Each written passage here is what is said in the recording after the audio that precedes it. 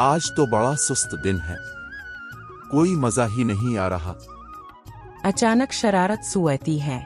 भेड़िया आया, बचाओ भेड़िया आया। अली जोर से चीखता है। गांव वाले भागते हुए आते हैं।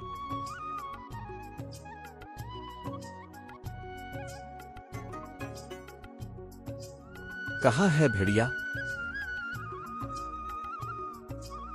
जल्दी करो, बकरियां बचाओ। सब इधर अलिफादेर देखते हैं मगर कोई भेड़िया नहीं।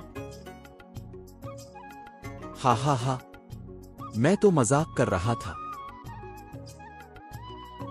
गांव वाले नाराज होकर वापस चले जाते हैं।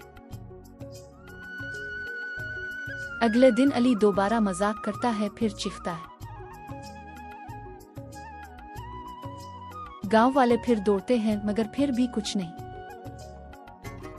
ये लड़का हमें बेवकूफ बना रहा है।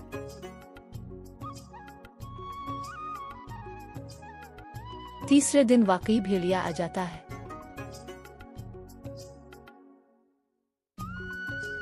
अली डर कर चीखता है। बचाओ, वाकई भेड़िया आया है।